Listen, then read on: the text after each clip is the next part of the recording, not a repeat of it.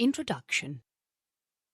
The United States is one of the founding countries of modern-day constitutionalism, federalist governmental setup and democracy. With its humble beginnings in ancient Greece, democracy was never really seen a reality until the Declaration of Independence by the United States in 1783, when its first constitution was enacted and implemented. Democracy itself had become extinct, so it seems, starting from Roman rule all the way till the Middle Ages, except just a few organizations that might have observed certain amount of suffrage to elect representatives or nobles, as observed in early Roman institutes before its transformation into an imperial power, and confederacies where leaders would gather to get elected for high positions. This idea of democracy would remain a nascent one till the emergence of the rights of man and the rise of values such as liberalism and freedom of expression and representation, originally attributed to French events during the 18th century.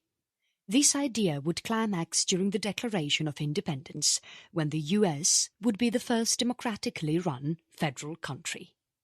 Other nations would soon follow. In its entire history of American democracy lies the history of its presidents, their decisions that would permanently cause waves of socio-political change across the country, irrespective of class and caste, creed or religion. Presidents such as Abraham Lincoln, Theodore Roosevelt and Franklin Roosevelt would lead the country through chaos and destruction, only to witness a more powerful, more self-sufficient and a stronger nation that would dictate the world order in the 20th century. Chapter 1. The beginning of United States under George Washington. American Constitution is one of the oldest written legal documents that allow a federally set-up government at the center. It is also one of the shortest. The beginning of American constitutionalism starts with the events that unfolded in 18th century Americas, during which modern-day United States was divided into several colonial possessions of France, Britain and Spain, with only some small territories with the Dutch and Swedes. It was a time of violent chaos in the country.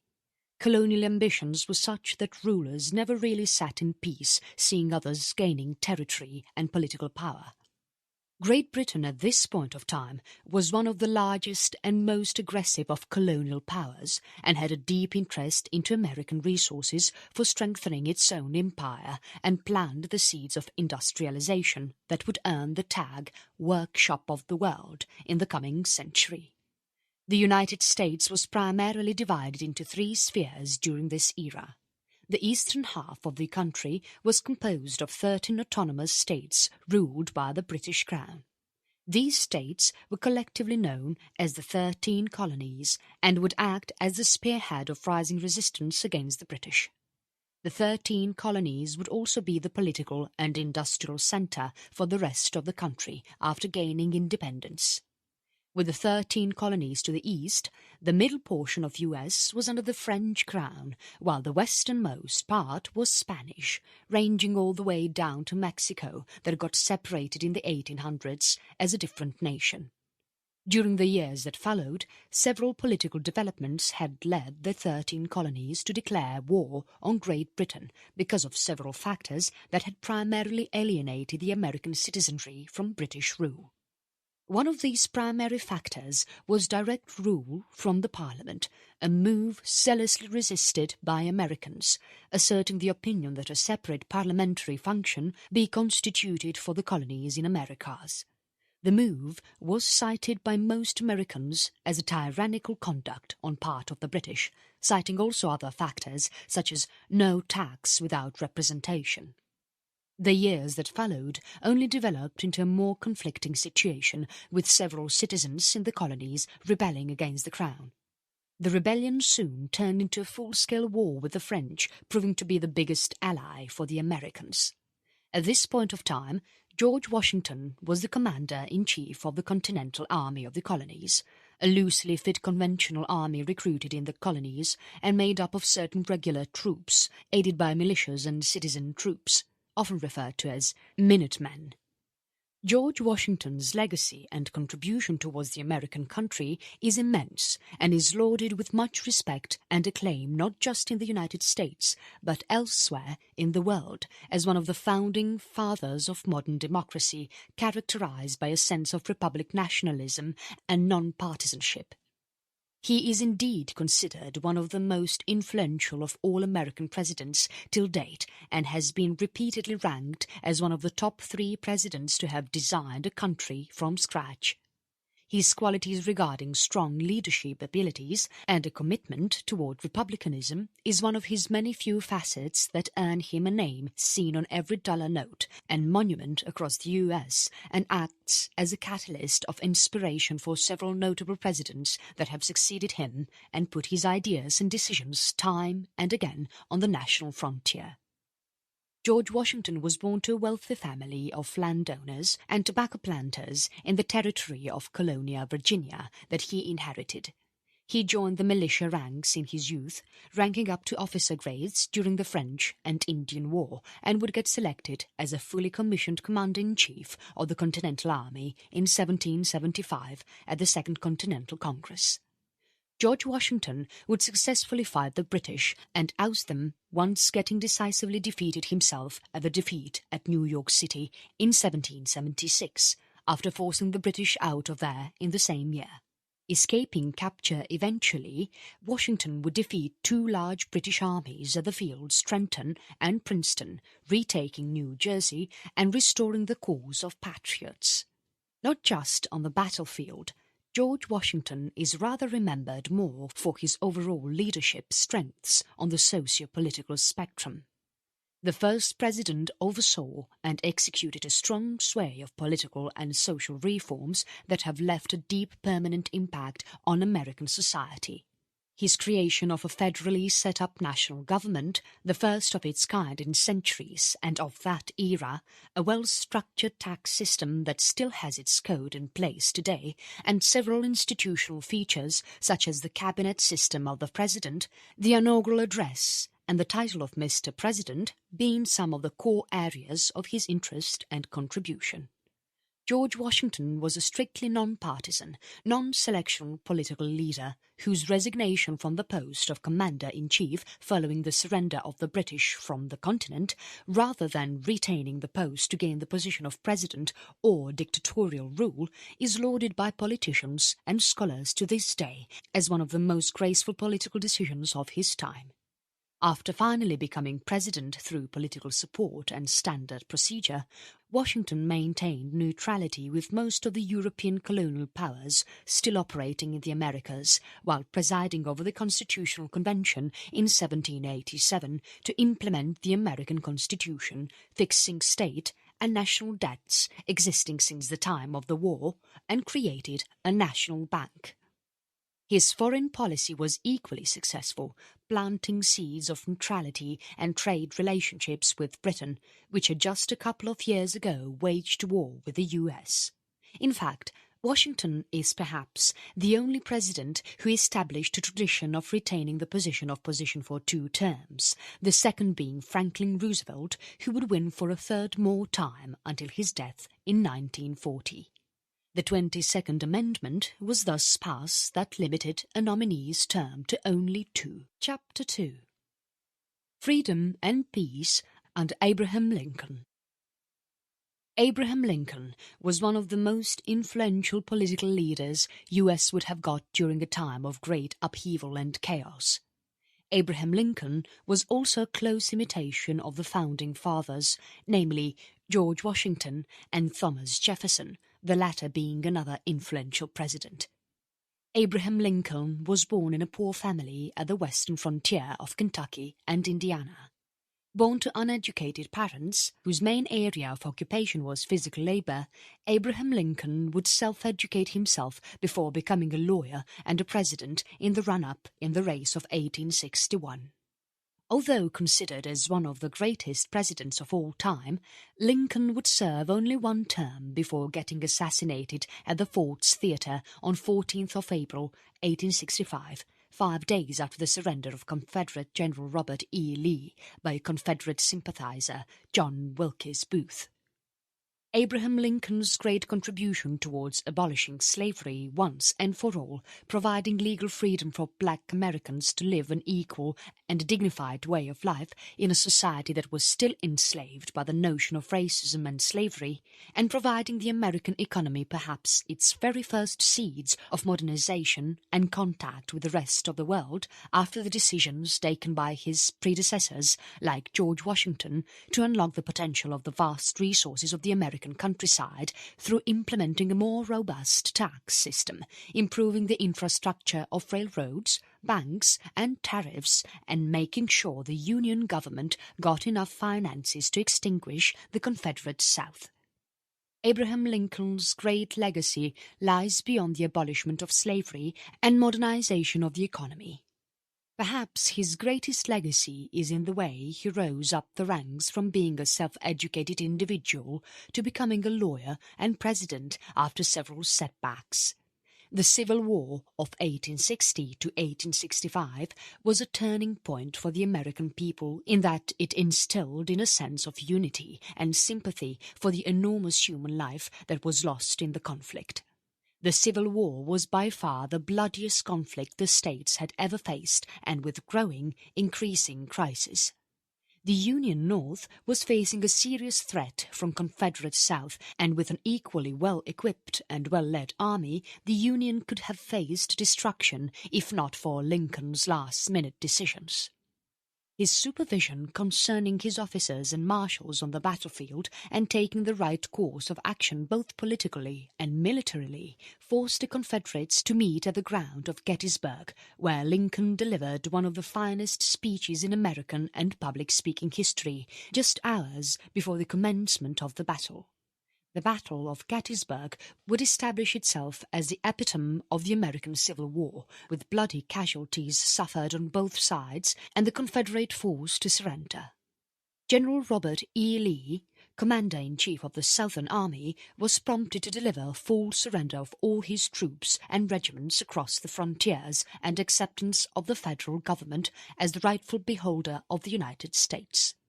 Perhaps even more intriguing about Abraham Lincoln is in the manner he rose to power. Born to uneducated parents, Lincoln grew up in a small wooden cottage at Hodgenville, Kentucky. Largely self-educated, Lincoln never really attended proper school, but a passion for gaining worldly knowledge and wisdom contributed in him becoming a lawyer during his young years. Lincoln, since early on, took keen interest in American politics and therefore decided to enlist in it.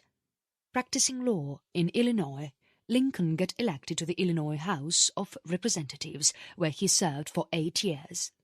In 1846, he got elected to the United States House of Representatives, where he promoted several groundbreaking reforms relating to banking overhauls, construction of railroad, and large infrastructural projects that would lead the nation to greater economic heights and allow for more fruitful trade relations with the European world and Asia as well, and also supporting some of the most controversial issues of those times that included abolishing slavery and freeing black citizens from the shackles of ownership of wealthy landowners and planters.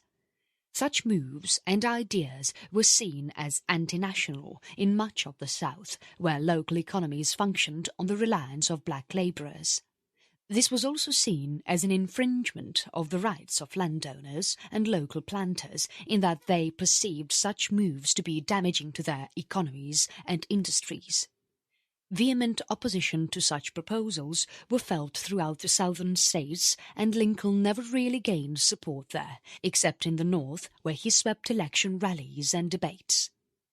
Abraham Lincoln's preceding attempts at the presidential race had proved to be fruitless, although they were politically motivating for him. In 1858, Lincoln lost the U.S. Senate race against rival Democrat Stephen A. Douglas, while participating in a series of publicized debates on several topics running hot for the U.S. economy and the socio-political fabric of that time. Lincoln spoke rigorously against expanding slavery in the southern states, while also openly supporting laws that would permanently ban the concept of slavery from the U.S. As such ideas were met with full-on opposition from the Senate, ending in a rapid defeat. However, the next attempt wouldn't be the same again. In 1860, Lincoln successfully secured his ticket to the Republican Party presidential nomination and won decisively in the northern states. The South never really changed its opinion in terms of slavery and bonded labor, and hence gave little support to the Lincoln administration as well as during elections. Lincoln's massive victory in the northern states proved fatal, however. 7 of the southern states declared themselves independent and rebelled against the Union government. It was, however, a different rebellion than seen on the rest of the pages of history. By the rebellion of the southern states, historians refer to the assertion provided by them concerning the conditions provided by these states to the Union that primarily related to the withdrawal of the emancipation measures proposed by the Lincoln administration. The South, as it believed, relied on slave workers for the growth of the vast number of plantations and agricultural projects that were ongoing, so the anti-slavery, anti-bondage proposals were seen as damaging to the local economy and, in some contemporary minds of view, dictatorial on the part of the Lincoln administration. The rebellion got never quelled in the beginning years of Lincoln's appointment as a president, at least politically.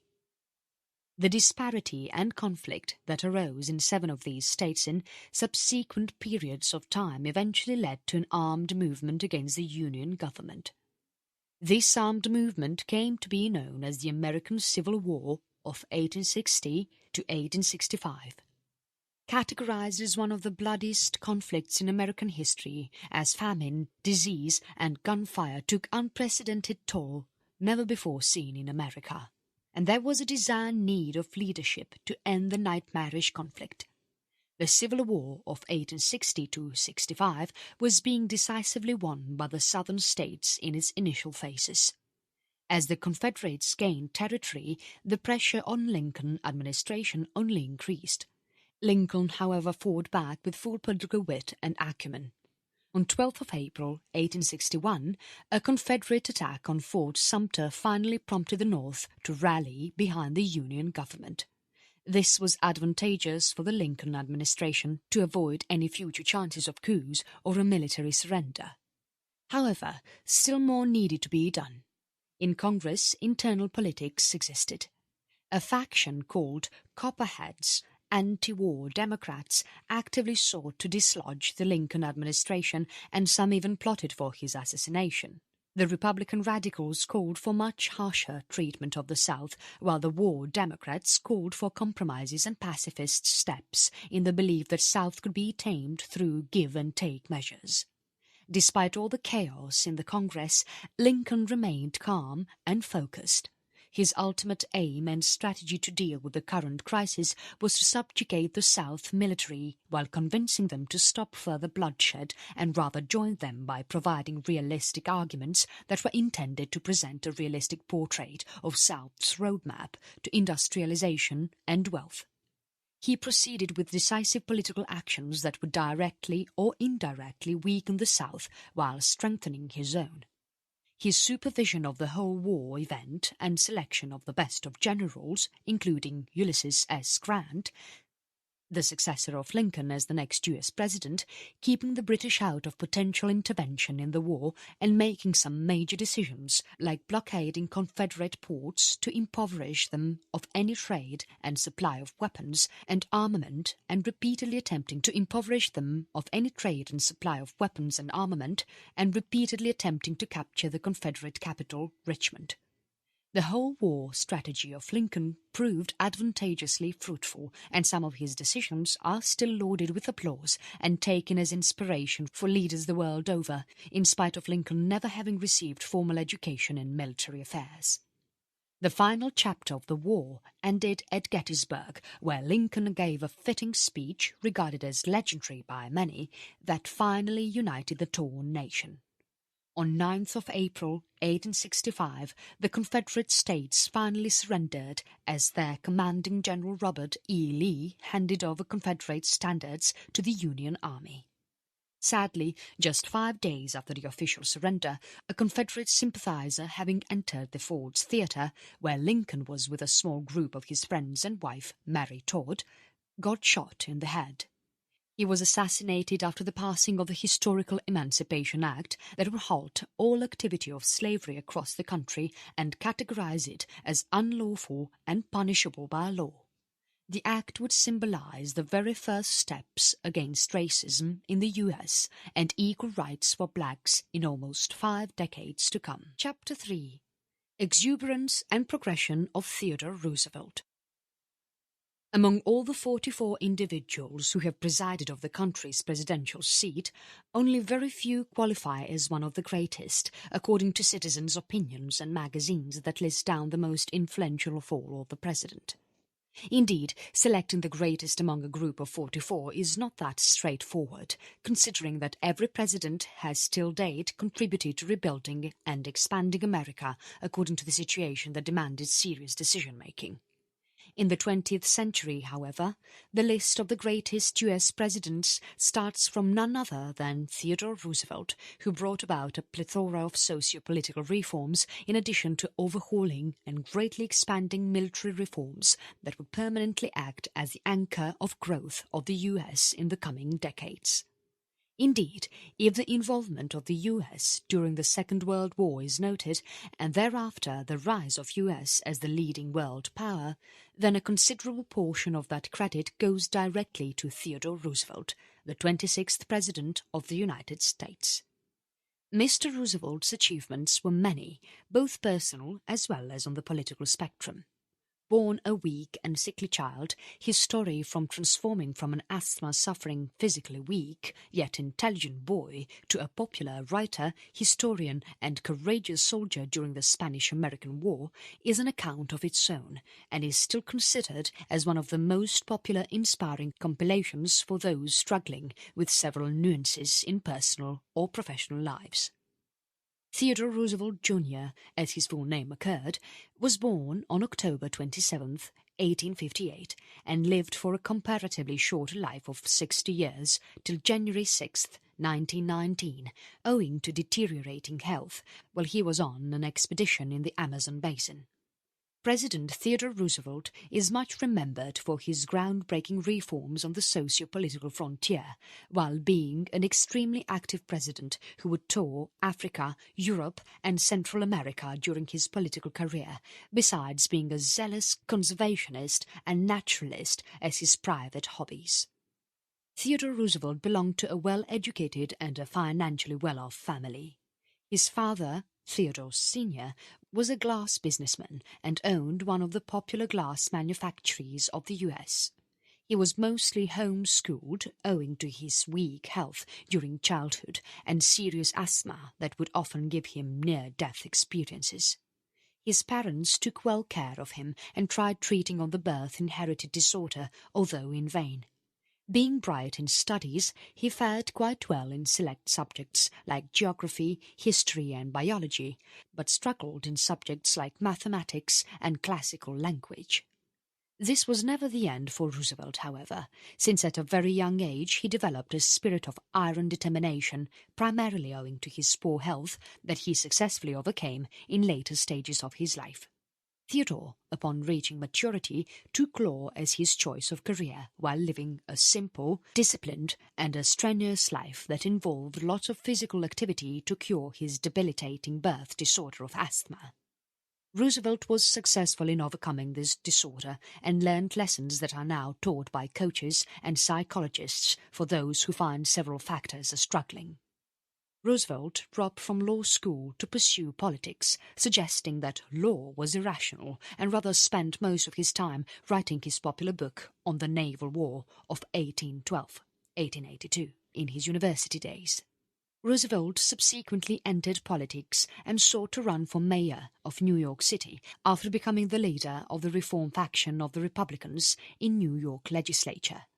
Following the unexpected demise of his wife and mother, Roosevelt unsuccessfully ran for mayor in 1886. This was the time of William McKinley as the presiding president, when Roosevelt served as the Assistant Secretary of the Navy under him. Resigning after 1 year, Roosevelt joined the Rough Riders during the Spanish-American War and returned as a war hero. The huge national popularity he won during the war earned him the post of Governor of New York. But Roosevelt was a relatively new participant in the realm of politics and lacked the amount of trust needed to proceed further in the ranks. His previous experience, although, had earned him much respect, resulting in him becoming the vice president to William McKinley. The seat was prestigious, but it was powerless. Roosevelt used this position to work day and night on McKinley's second running election to retain the post of president, resulting in a landslide victory across the nation. Sadly, news was received of McKinley's sudden assassination. Theodore Roosevelt thus succeeded him as the 26th President of the United States. At this post, Roosevelt would prove himself as one of the leading figures of carving out the path for modern America. His policies that are based on the progressive system, also called as progressive policies, included a wide range of reforms on pensions, women's suffrage, breaking of trusts, regulation of infrastructure and railroads, and developing initial building blocks of providing pure food and drugs. Being a conservationist himself and championing the cause to maintain American resources and wildlife, Roosevelt declared a laundry list of national parks, sanctuaries and monuments to protect flora and fauna of the United States. A lot any of these parks and sanctuaries that still attract thousands today go back to Theodore Jr.'s time. Apart from the revolutionary changes injected in the socio-political spectrum, Roosevelt also sought to expand America's military and naval might. He commissioned the construction of the Panama Canal and set the Great White Fleet across the globe to showcase the growing strength of the American naval machine. Apart from that, Roosevelt also won the Nobel Peace Prize on his efforts on ending the Russo-Japanese War in 1906. Roosevelt's political career was a success, although short-lived because of certain reasons. Elected for a full term in 1904, Roosevelt would continue expanding his progressive policies and conserving nature as best as he could. However, his second term got bottlenecked due to political reasons, and the steps he took previously were now being blocked in Congress. Roosevelt, frustrated by these events, prepared to groom his closest friend and aide, William Howard Taft, on becoming his successive president. His term ended thus resulted in William Howard succeeding as president, but all was still not well. Roosevelt's expectation that William Howard would continue the previous policies as he had trained and told him got frustrated by the manner through which policies were being implemented. Frustrated by the course of events, Roosevelt retired to tour the Amazon basin as a personal journey, having lost political power back in his home country to the Democrats and divided Republicans. In Brazil, Roosevelt nearly died of tropical disease, but returned safely to oppose the next President Woodrow Wilson's move to keep away involvement of the US in World War I. Although planning to run against for president in 1920, Roosevelt suffered great health problems, resulting in his death in 1919. His face lies carved on Mount Rushmore alongside that of George Washington, Thomas Jefferson and Abraham Lincoln. Chapter 4. Crisis during Franklin Roosevelt. The 20th century saw some of the biggest and unprecedented conflicts in American history. Following the Great Civil War that raged on in the 1860s, America oversaw the Great Recession of the 1930s that witnessed nearly every third American adult male becoming unemployed, as also witnessing a serious surge in prices. Although the recession got extinguished, its ashes still prevailed and the environment still felt hot. The Great War of 1914 raged on with many American soldiers martyred on the battlefield. It was then that Franklin Delano Roosevelt came to preside over as American president for 4 consecutive terms, finally meeting his death during office at his last term. Franklin D. Roosevelt, or FDR as he is popularly known, has often been ranked as one of the greatest presidents of all time after George Washington and Abraham Lincoln in leading the US through the Great Second World War, as also finally putting America at the leading global power for the next 7 decades and still counting. Franklin Roosevelt was born in a very educated and financially well-off family of the famous Roosevelts from New York. Having been educated at some of the finest institutes of America, FDR attended the Groton School and Harvard College and married Eleanor Roosevelt at just the age of 23, with whom he had 6 children. His main focus was always politics, and after graduating, soon entered the New York Senate as Assistant Secretary of Navy under President Woodrow Wilson. FDR ran for vice president in the following year of 1921, along with presidential candidate James M. Cox, but failed to secure a victory against Warren Harding and Calvin Coolidge. It was also this year that FDR got stuck with severe polio that would disable him for the rest of his political and personal life, as both his legs stopped functioning, thus forcing him to a wheelchair. The detection of polio was at its initial report, heartbreaking and tense for FDR as he tried dealing with the disorder that would affect all his future life. Having not backing down, FDR still persisted to retain his political standing, instead relying on wheelchair to complete his everyday tasks and duties. By this time, FDR had also become one of the leading political figures and a leader of his Democratic Party, so a deliberate exit from politics would mean a total disaster and withdrawal. FDR in 1928 ran for governor of New York and won. In the following years, during the Great Depression, he would pass laws and enact programs to combat the economic strife, at least in New York. In 1932, FDR finally applied for his ticket for president and successfully defeated the incumbent president, Herbert Hoover, to a landslide victory. From here on, FDR's economic measures would always be remembered as one of the most defining events of modern American history. Renewed by the massive victory in spite of permanent limitations forced upon him by polio, FDR would instill optimism and energetic zeal in the nation to renew its spirit despite ongoing depression phases.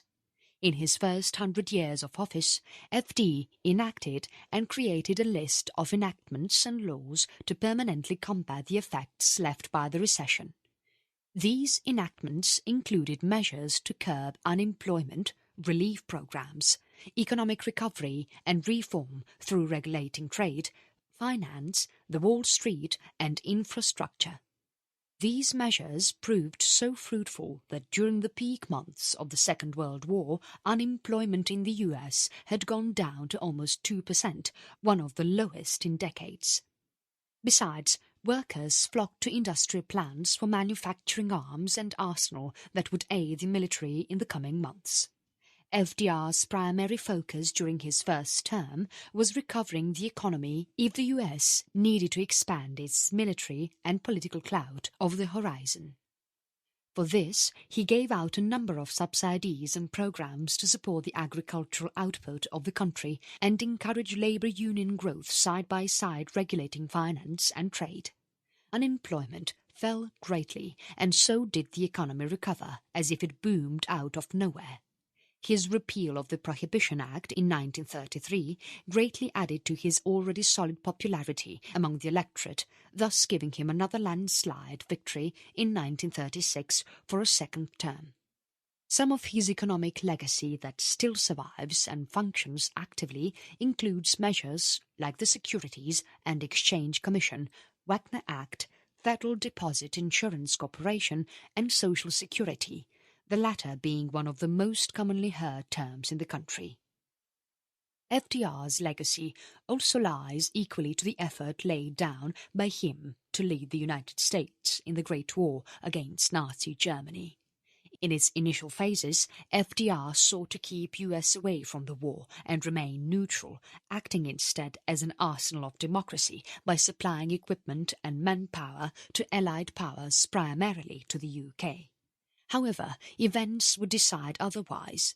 Following the Japanese attack on Pearl Harbor on 7th of December 1941, Roosevelt, through congressional approval on the very next day, declared war on Imperial Japan and within a few days on Germany and its allies of Italy and satellite states.